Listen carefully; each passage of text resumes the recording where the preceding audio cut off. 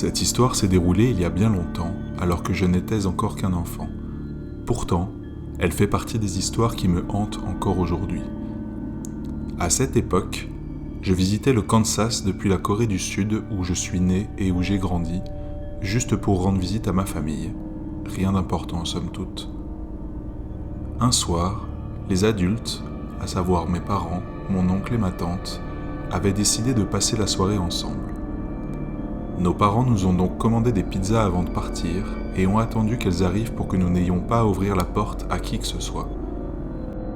Mon oncle et ma tante avaient 2 enfants, 2 garçons pour être exact, de respectivement 15 et 8 ans. Comme je l'ai dit auparavant, j'avais peut-être 7 ans et demi à l'époque. Ma grande sœur avait 11 ans et notre petit frère était le plus jeune et devait avoir 3 ans. Nous étions donc prêts à passer la soirée entre cousins, sans nos parents pour nous surveiller, et étions tout excités à cette idée. Avant de partir, nos parents nous ont convoqués à l'entrée du garage et se sont assurés que nous connaissions les règles, notamment de n'ouvrir à personne. Ils se sont également assurés que nous savions où se trouvaient les téléphones et les numéros d'urgence en cas de nécessité. Ça allait juste être une nuit typique sans parents, ou du moins, c'est ce qu'on pensait. 1 heure, peut-être 2, après le départ de nos parents, nous étions au sous-sol, dans la salle de jeu, à regarder des films. Nous n'avions pas l'impression de faire du bruit outre mesure, et même si c'était le cas, ça n'aurait pas été grave. Parce que de toute manière, dans les maisons du Kansas, les sous-sols sont construits profondément dans le sol en cas de tornade et sont donc parfaitement bien isolés. J'étais monté à l'étage avec mon cousin le plus âgé parce que je voulais un verre de lait et que je ne pouvais pas atteindre les tasses tout seul. Nous sommes donc montés dans la cuisine qui était à l'extrémité de la maison, les autres restant en bas afin de continuer le film. Nous étions à l'étage depuis peut-être 15 à 20 minutes, car pendant que je buvais mon lait, mon cousin aîné préparait des collations pour tout le monde. Puis, tout à coup,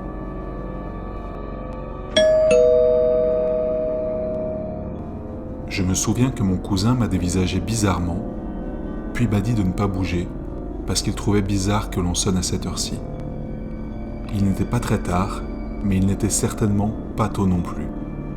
De souvenir, on devait être autour de 21h. Il a alors commencé à se faufiler vers la porte furtivement. C'était vraiment étrange que quelqu'un sonne à cette heure-ci. Nous n'attendions pas d'invités et les pizzas avaient été livrées avant même que nos parents ne soient partis pour la soirée.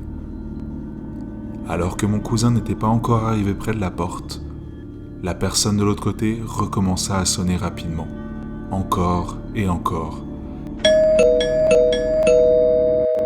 La sonnerie, maintenant constante, résonnant dans toute la maison. À ce moment-là, j'ai regardé en direction du sous-sol et j'ai vu nos autres frères et sœurs commencer à monter les escaliers, intrigués, à l'exception du bébé qui dormait encore dans son berceau dans la chambre d'amis à l'étage.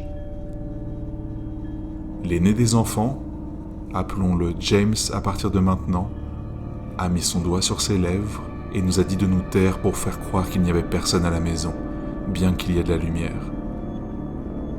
Il s'est approché de la porte alors que le bruit de la sonnette continuait et a jeté un coup d'œil par le Judas. Jamais je n'ai vu mon cousin si effrayé. Son visage avait perdu toute couleur et il a rapidement reculé de la porte, nous ordonnant par la même occasion de descendre au plus vite. Bien évidemment, sur le moment, nous ne l'avons pas écouté. Honnêtement, nous pensions qu'il faisait une blague, que c'était peut-être l'un de ses amis qui voulait nous faire peur, puisqu'il avait annulé ses plans ce soir-là pour rester à la maison et surveiller tous les enfants. Ma grande sœur l'a dépassé et a regardé elle-même par le Judas. Et pour une raison quelconque, ce qui se trouvait de l'autre côté de la porte lui a provoqué la même réaction et elle a reculé en titubant, tout aussi pâle. À l'époque, je me souviens que je ne comprenais pas ce qui se passait. Je pense par ailleurs qu'aucun d'entre nous, parmi les plus jeunes, ne le comprenions vraiment, mais quelque chose n'allait pas.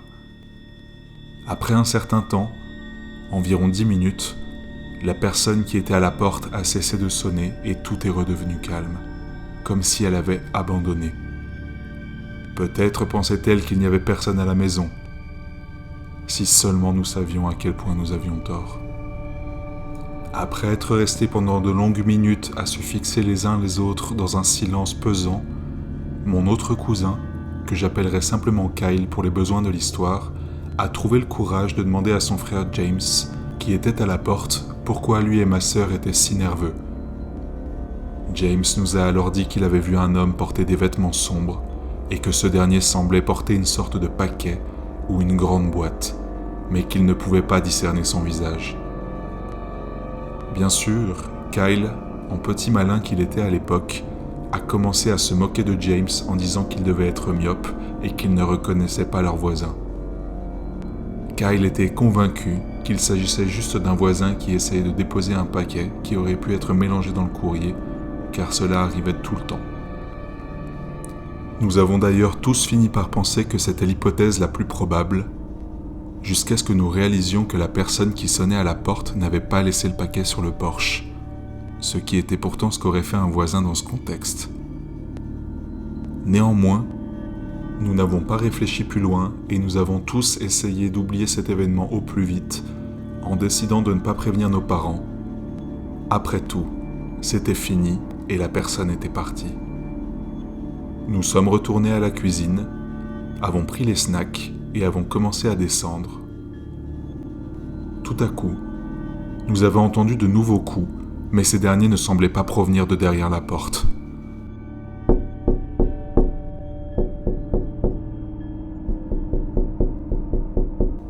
Nous étions tous sous le choc, figés par la peur. Ça semblait venir de derrière nous. Nous avons tous regardé dans la direction d'où nous venions. Nous étions actuellement dans la salle à manger et venions de sortir de la cuisine. C'était comme si quelqu'un frappait à la fenêtre de celle-ci. Vous savez, cette fenêtre qui est typiquement au-dessus de l'évier et qui permet aux parents de surveiller leurs enfants pendant qu'ils font la vaisselle. James et ma grande sœur nous ont regardés, puis se sont mis au sol et ont commencé à ramper dans la cuisine malgré nos protestations. Ils sont revenus vers nous aussi vite qu'ils sont partis et nous ont dit de nous baisser et de rester comme ça alors que nous nous dirigions tous dans la pièce au bout du couloir. Une fois arrivés dans cette dernière, James nous a tous regroupés près de la cheminée, hors de vue des fenêtres. Il nous a dit de rester là. Il prenait les choses en main. Il protégerait sa famille et sa maison du mieux qu'il le pourrait. Il s'est rapidement éloigné, toujours en rampant, sans que nous ne sachions où il allait. J'avais peur. Les coups étaient de plus en plus forts et de plus en plus proches. À un moment donné, j'ai commencé à pleurer et je me souviens que Kyle a mis sa main sur ma bouche et que ma sœur nous a serrés fort dans ses bras. Après quelques minutes, nous avons vu la silhouette de James réapparaître à l'autre bout du couloir, tenant fermement sa batte de baseball dans les mains. Il est passé devant nous et a mis un doigt sur ses lèvres à nouveau, et c'est là que nous avons réalisé qu'il se dirigeait vers la porte de derrière, à l'autre bout du couloir. Cette dernière n'était que rarement verrouillée, mais James ne souhaitait pas laisser l'opportunité à l'individu de pouvoir rentrer dans la maison. Heureusement, il a réussi à fermer cette dernière avant que l'individu ne se rende compte de son existence. Néanmoins, quand il a entendu le verrou s'enclencher, l'individu a redoublé d'intensité dans ses coups, qui sont devenus beaucoup plus erratiques et beaucoup plus violents. Et subitement, aussi brutalement que tout avait commencé, les coups se sont soudainement arrêtés. Après un moment de silence, nous avons entendu des bruits de pas marcher d'avant en arrière sur le porche.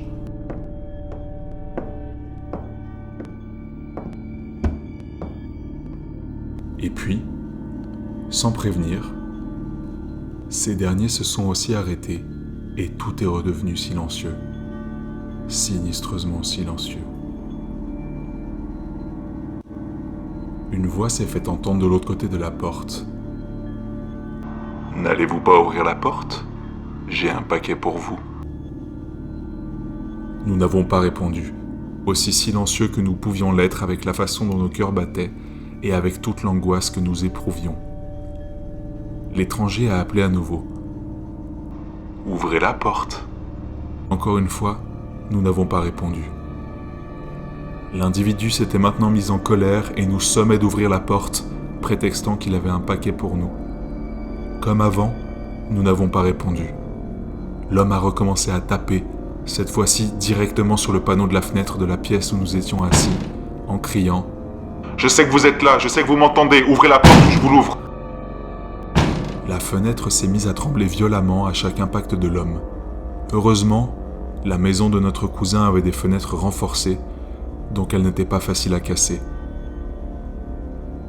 Pendant qu'il faisait tout ce bruit, nous en avons profité pour se déplacer dans une autre pièce et accéder à un téléphone. Alors que nous étions au combiné avec la police, on nous a demandé si nous pouvions décrire l'homme. À ce moment, tout ce que nous savions, c'est qu'il était grand et portait du noir. Alors Kyle et moi avons décidé d'être courageux, pour que si quelque chose nous arrive cette nuit-là, ils auraient au moins pu avoir une meilleure description du coupable. Nous avons rampé jusqu'à l'autre pièce, et nous avons osé regarder par un petit coin de la fenêtre, déplaçant doucement les rideaux afin de l'apercevoir. L'homme tapait toujours violemment sur les vitres. Il avait arraché les volets à l'extérieur de la fenêtre et ces derniers n'étaient plus que suspendus par leur charnière à ce stade et se balançaient au gré du vent. Alors que nous tâchions de le regarder sans nous faire voir, celui-ci s'est soudain tourné vers nous et nous a regardés directement droit dans les yeux. Je ne pense pas qu'avant cette nuit j'avais déjà cru qu'il existe des gens purement mauvais sur cette terre, mais quand cet homme m'a regardé dans les yeux, j'ai immédiatement changé d'avis.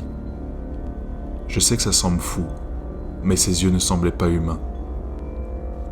Ils étaient différents de tout ce que j'avais pu voir auparavant. Il avait un regard bestial, empli de rage et de haine. Le seul mot qui me vient à l'esprit pour décrire ce regard est démoniaque. Cela semblait contre nature et c'est quelque chose que je ne veux plus jamais voir. Après nous avoir aperçus, il s'est également mis à sourire, d'un sourire tordu, que je suis sûr qu'il pensait être rassurant. Puis il s'est accroupi, pour mieux nous voir, je suppose, et il a dit « Vous ne voulez pas votre courrier ? Je peux vous le donner si vous ouvrez la porte. » Je me souviens m'être accroché à la main de Kyle comme si cela pouvait me sauver la vie, et Kyle a alors secoué la tête pour dire non, et il a remis le rideau sur la fenêtre au plus vite. Et avant même que nous n'ayons eu la chance de faire quelques pas, l'homme a recommencé à frapper violemment sur celle-ci.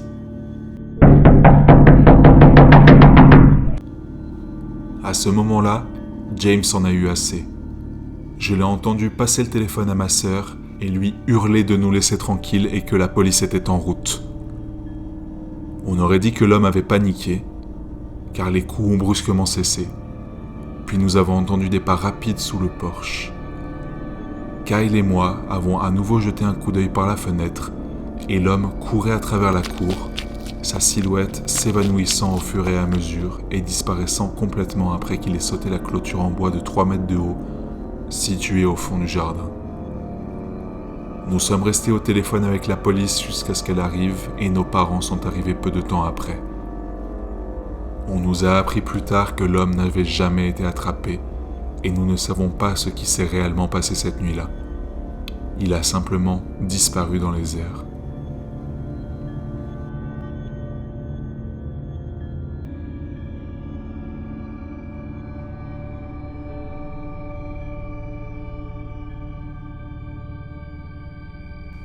Il y a de nombreuses années, alors que je n'avais que 14 ans, mes parents m'ont demandé de garder mes 3 jeunes cousins, âgés de 8, 4 et 1 an, dans une région extrêmement rurale et montagneuse de Pennsylvanie. Ma tante et mon oncle devaient se rendre à un mariage à plus d'1 heure de route et avaient alors prévu de ne rentrer que tard le soir. Leur maison était située à flanc de montagne, les voisins les plus proches se trouvant à environ 800 mètres de leur domicile et la route principale la plus proche était à environ 1,5 km. La nuit, il n'y avait aucune lumière autour d'eux. En gros, c'était au milieu de nulle part, et il fallait connaître le chemin pour y arriver, et personne ne s'était jamais retrouvé là par hasard. Avant de partir, mon oncle et ma tante nous ont laissé des pizzas ainsi que leur numéro de téléphone portable à côté de leur ligne fixe. C'était alors le début des années 2000 et je n'avais pas de téléphone portable. Mais même si j'en avais eu un, je n'aurais probablement pas eu de réception là-bas de toute manière. Ils sont partis alors que le bébé était déjà endormi, tandis que mon cousin de 4 ans, qui ne se sentait pas bien, regardait tranquillement la télévision dans le salon tout en s'assoupissant. Je me trouvais avec celui de 8 ans, alors qu'on jouait à Guitar Hero dans une des pièces adjacentes. Cette pièce donnait sur le salon à gauche, d'où je pouvais garder un œil sur le petit de 4 ans, et elle comportait également une énorme fenêtre qui donnait sur l'allée à droite, devant la maison. Cette description de l'allée est un détail important de l'histoire. La route qui menait à leur maison débouchait directement dans cette allée qui se scindait ensuite en 2 parties. Cette allée desservait uniquement la maison et n'était autrement qu'un cul-de-sac. Dans l'allée de gauche, il y avait un grand espace dédié aux voitures et c'est là que ma tante et mon oncle, ainsi que tous ceux qui leur rendaient visite, se garaient. L'allée de droite présentait une pente très raide et relativement courte qui menait jusqu'à une grande zone nivelée et se terminait contre la porte du garage qui donnait sur le sous-sol de la maison. Le garage n'avait jamais été utilisé vraiment comme tel, mais mon oncle l'utilisait comme sa pièce personnelle et il passait la plupart de son temps là-bas.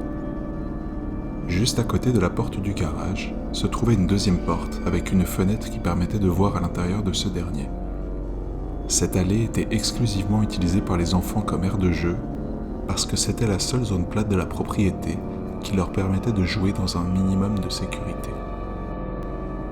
Aucune voiture ne passait par là. Jamais. Il y avait trop de jouets et de vélos qui traînaient sur le chemin, et les amis et la famille le savaient. Il était environ 22 heures, il faisait nuit noire dehors, la lune étant cachée par d'épais nuages. J'étais toujours en train de jouer à Guitar Hero quand les phares d'une voiture qui approchait dans l'allée ont attiré mon attention. Il ne s'agissait pas des phares du minivan de ma tante, mais d'énormes phares de voiture avec ces feux de toit que l'on voit souvent sur les jeeps ou autres voitures tout-terrain. Non seulement cela, mais le camion descendait la mauvaise allée, celle de droite, celle avec l'air de jeu des enfants. Je savais pertinemment que ce n'était pas ma tante et mon oncle, et j'avais la désagréable sensation que ce n'était pas quelqu'un qu'ils connaissaient. La panique et l'effroi ont envahi mon corps. J'étais un petit adolescent, seul, dans une maison isolée, sur une montagne, la nuit, avec 3 enfants à ma charge. D'une voix terrifiée, j'ai demandé à mon cousin s'il savait à qui appartenait ce camion, et ce dernier a également pris un air paniqué en me répondant par la négative. J'ai alors éteint la télévision, et je me suis rendu dans l'autre pièce, ne sachant toujours pas quoi faire.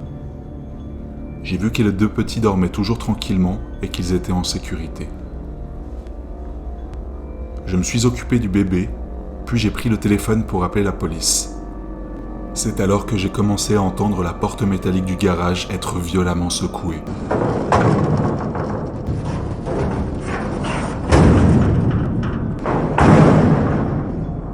Personne n'avait jamais ouvert cette porte de garage. La panique m'envahit encore plus. Je les entendais essayer la porte d'à côté et j'entendais la poignée de porte s'agiter dans tous les sens.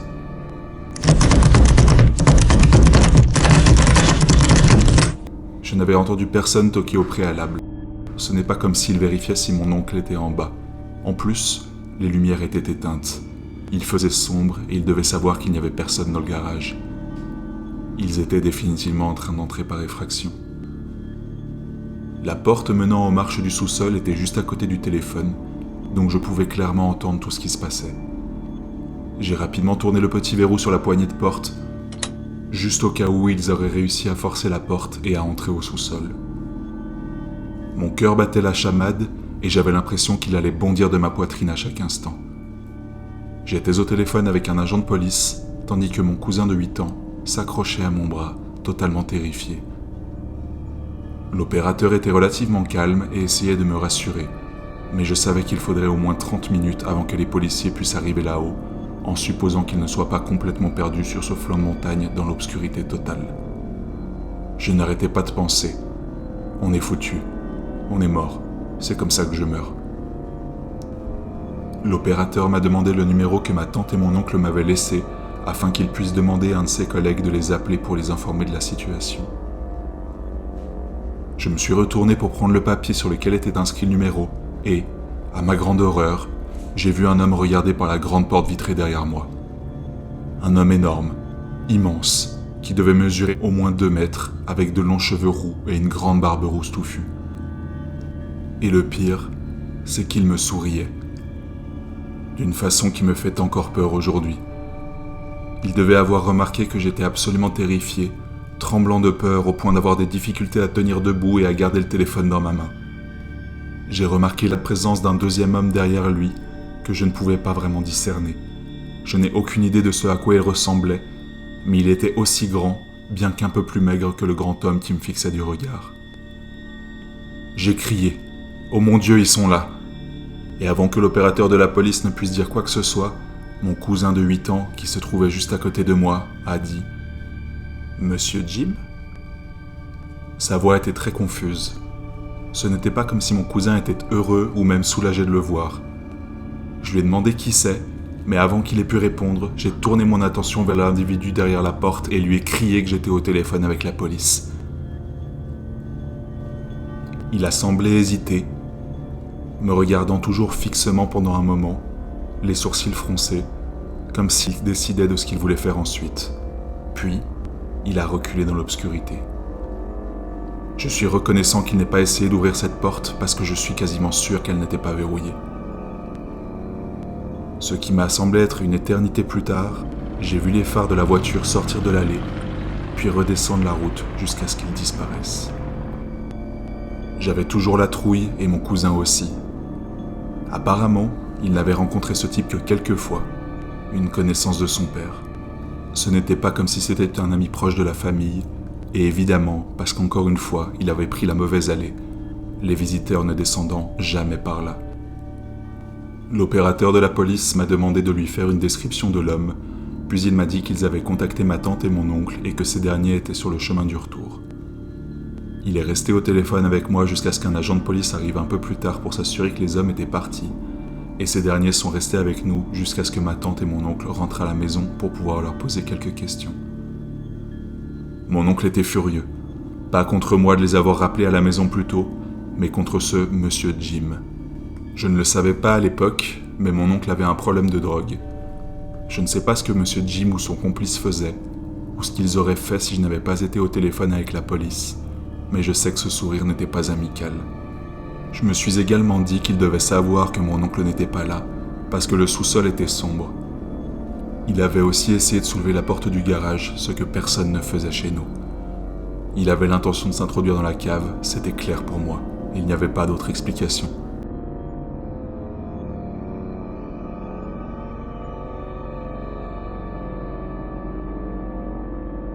Cette histoire s'est passée il y a plus de 10 ans, mais je m'en souviens encore comme si c'était hier. Je vais donc faire de mon mieux pour décrire les événements avec précision. La maison que je partageais avec ma mère à l'époque possédait un balcon qui était relié à la fois à la chambre de ma mère et à la mienne par de grandes baies vitrées dans chacune de nos chambres. À côté du balcon se trouvaient 2 arbres, dont l'un que j'utilisais souvent pour grimper et descendre du balcon jusque dans la rue en contrebas. Il arrivait parfois que ma mère rentre du travail assez tardivement et j'avais l'habitude de me gérer tout seul en attendant qu'elle arrive. J'avais beau avoir 13 ans, je me sentais déjà parfaitement autonome et je lui disais souvent que je pouvais rester seul la nuit sans aucun problème, même si cette dernière ne souhaitait jamais me laisser plus de quelques heures sans surveillance, ce qui avait le don de m'agacer. J'ai compris plus tard qu'elle avait raison. Une nuit, alors que ma mère n'était pas encore rentrée, je lisais dans mon lit avec comme seule lumière la liseuse posée sur ma table de chevet. Tout à coup, j'ai entendu ce qui semblait être quelque chose bouger sur l'un des arbres situés de l'autre côté de la vitre. Je ne me suis pas inquiété outre mesure, car les opossums et les chauves-souris étaient courants dans notre région, et il n'était pas rare que ces derniers trouvent refuge dans les arbres à proximité du balcon. Le bruit n'avait duré que quelques secondes, et je m'étais rapidement replongé dans mon livre tout en sentant le sommeil qui me gagnait doucement. Sur la baie vitrée qui séparait ma chambre du balcon étaient accrochés des rideaux relativement fins et la lumière des lampadaires de la rue était toujours partiellement visible à travers ces derniers.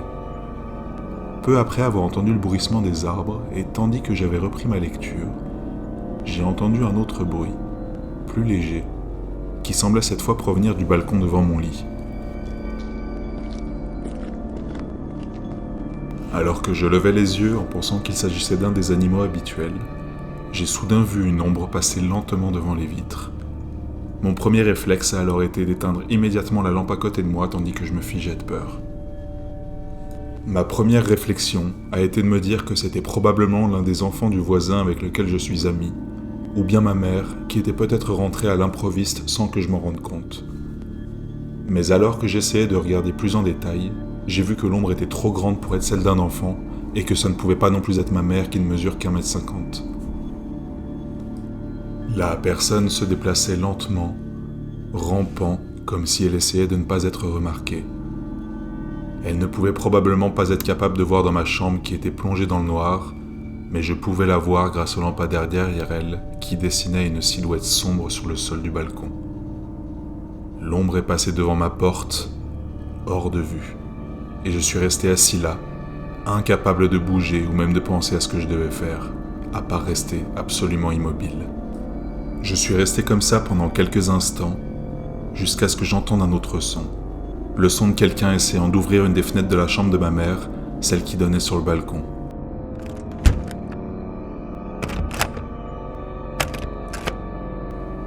Je ne savais pas si elle les avait verrouillées ou non, mais je ne voulais pas prendre de risques.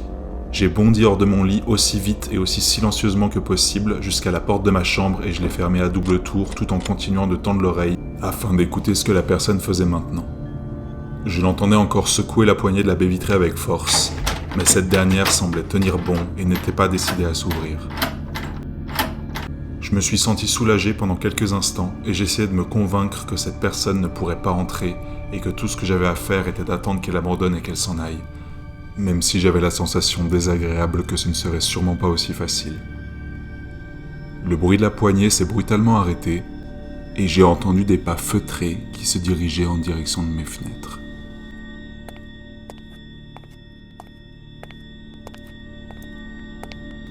J'ai alors vu une silhouette s'arrêter juste devant elle. Encore une fois, je me suis figé. La silhouette était grande et imposante et semblait être celle d'un homme, bien que je n'arrivais pas à discerner son visage. « Il ne peut pas me voir », me suis-je dit afin de me rassurer. « Il ne peut pas savoir que je peux le voir. » J'ai soudain vu avec effroi l'ombre d'une main atteindre la poignée de ma porte et mon cœur s'est arrêté. Avais-je vraiment fermé ces portes moi-même aujourd'hui ? Je suis allé sur le balcon tout à l'heure. Et si j'avais oublié ? La silhouette est restée immobile devant la fenêtre, la main toujours appuyée sur la poignée pendant quelques secondes qui m'ont paru être une éternité. Mais heureusement, lorsqu'elle a essayé d'ouvrir la porte, cette dernière est restée close. Elle était verrouillée. J'ai poussé un tel soupir de soulagement que j'ai eu peur qu'il l'entende. Après cela, je l'ai vu commencer à faire les 100 pas sur toute la longueur du balcon. Je n'avais pas de téléphone portable car ma mère me trouvait trop jeune pour en avoir un et le téléphone fixe était à l'autre bout de la maison. Mais j'avais bien trop peur pour détacher mes yeux de cette personne, même pour appeler à l'aide. Je pleurais en silence, des larmes coulant sur mes joues tandis que je priais intérieurement pour qu'il parte. Puis, tout à coup, la silhouette a arrêté de bouger brusquement tandis qu'elle semblait me faire face derrière la vitre. Après un bref silence, j'ai entendu une voix de l'autre côté de la fenêtre dire « Tu sais que je pourrais simplement briser la vitre ?» Alors que j'étais au bord de l'évanouissement et avant même que j'aie eu le temps de crier, j'ai vu les phares d'une voiture tourner au coin de ma rue et s'arrêter devant le portail de notre propriété. Ma mère était à la maison. La personne sur le balcon a semblé entendre la voiture se garer et s'est brusquement déplacée hors de ma vue. Puis j'ai entendu un bruit sourd en contrebas et j'ai supposé qu'elle avait sauté du balcon. Ma mère a ouvert la porte d'entrée quelques instants plus tard et je me suis précipité vers elle, totalement paniqué et hystérique. Il m'a fallu plusieurs minutes avant de retrouver mes esprits et d'être suffisamment cohérent afin de lui raconter ce qu'il venait de se passer, et elle a alors immédiatement appelé la police. J'ai su par la suite que malgré leurs recherches, ils n'ont jamais trouvé ou attrapé la personne en question. Un de nos voisins a cependant signalé la présence d'un van dans la rue qui correspondait à la description d'un véhicule qui avait été signalé récemment pour des tentatives d'enlèvement d'enfants près de mon école, à un pâté de maison de là. Comme je marchais quotidiennement sur cette courte distance, la police a soupçonné qu'il m'avait suivi ou avait vu que j'habitais là et qu'il attendait que je sois seul afin de venir m'enlever.